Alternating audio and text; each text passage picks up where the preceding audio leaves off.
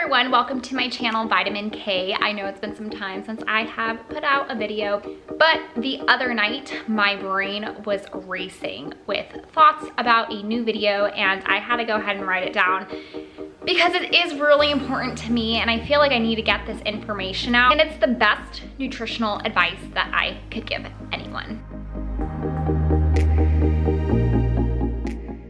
No, I'm a dietitian, so I work with weight loss patients. I see patients with gastrointestinal diseases. I also see patients in the hospital with diabetes, cardiovascular disease, and a whole lot of other issues.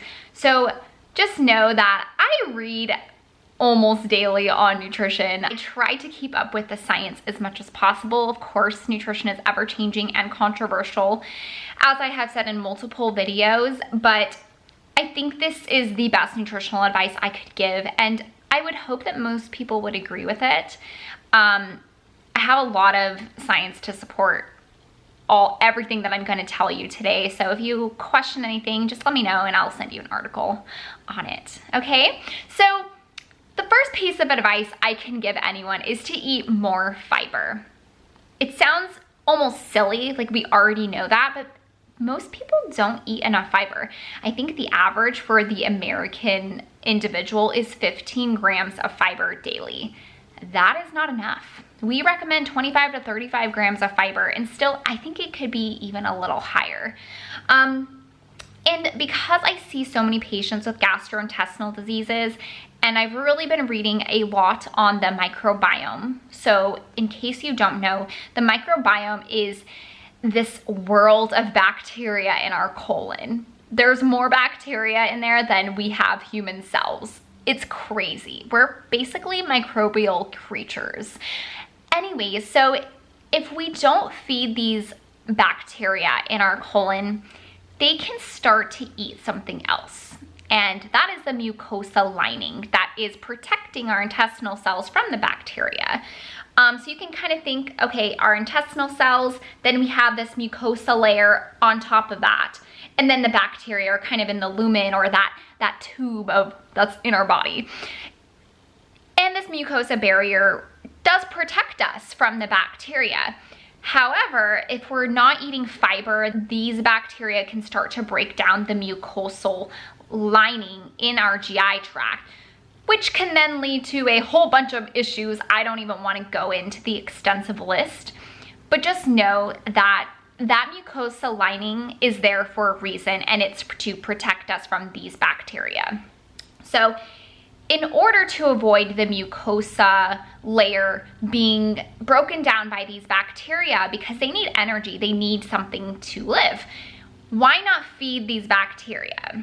And what do bacteria eat? They eat fiber because we can't break it down. So we don't have specific enzymes to break down dietary fiber, and so they will go through the whole GI tract all the way into the colon, and that's when the bacteria will break it down or ferment it. I know fiber is a general term that I'm throwing out there. If you're eating onions, garlic, leeks, asparagus, strawberries, bananas, oatmeal, those are all the best prebiotic fibers that the gut bacteria can ferment, produce short-chain fatty acids, which in turn feed our intestinal cells, which produce more mucosa lining. So it's this beautiful cycle that's happening when we eat dietary fiber. But if you're not eating enough fiber, you're not going to be feeding these microbes. So really just eat fiber. Eat fruits and vegetables. Okay?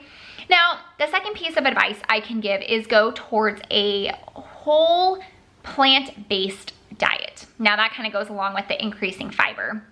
And the reason is that if you're a generally healthy person, you're not pregnant, you're not growing, you're not a child, you're not elderly, over 65 years old, you really don't need that much protein. And I know I used to really love recommending protein, and I was wrong. Honestly, if we're not in a growth stage, we don't need more protein. Now, if you're a bodybuilder and you're lifting weights, of course you need more protein, but I'm personally trying to increase my longevity or slow down aging, and protein's only gonna speed it up. And we know that meat products, animal proteins are too nutritious. Like they're so bioavailable that our body will use all of that protein found in the animal products. Versus if you're getting protein from plant sources, they're not as bioavailable. All of it won't actually even be absorbed because there's fiber usually attached to it. So I highly recommend limiting your meat consumption. If you are a meat eater and you never want to give it up, I recommend doing 4 ounces of meat per meal, no more than that. So that's about the palm of your hand. If you have a really big hand, then just slightly a little bit less than that. So about the palm of your hand is about 4 ounces. That'll give you maybe 30 grams, 28 grams of protein. And that should be enough. I mean, and if you're gonna do animal products, make sure it's a free-range chicken or grass-fed beef. And for eggs are great. Definitely, I encourage people to eat eggs. There's lots of vitamins and minerals in the yolk specifically. So I really think it's God's creation for the earth. Like the most nutritious food is an egg. But just make sure it's, again, cage-free eggs or omega-3 eggs. If you can find those, even better.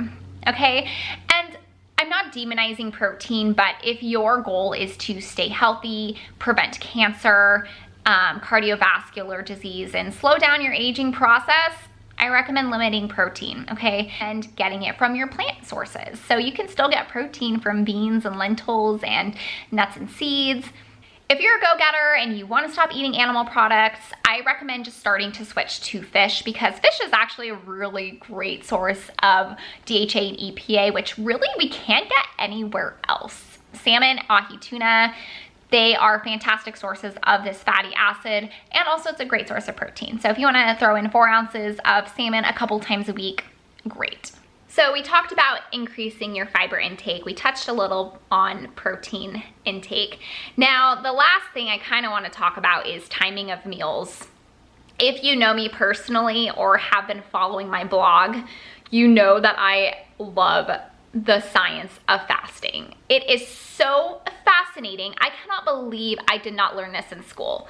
It blows my mind, because this is going to be the future of nutrition and actually probably the future of medicine.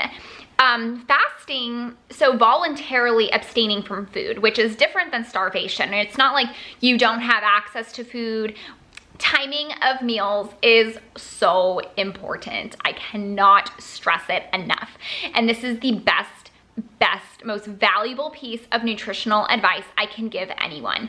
And that is to stick to at least a 12-hour eating window daily, and also to avoid eating meals 3 hours before bedtime. Every time you eat, your body has to produce enzymes, hormones. It has to work hard to extract all those nutrients from the food you just ate. It's not an easy process.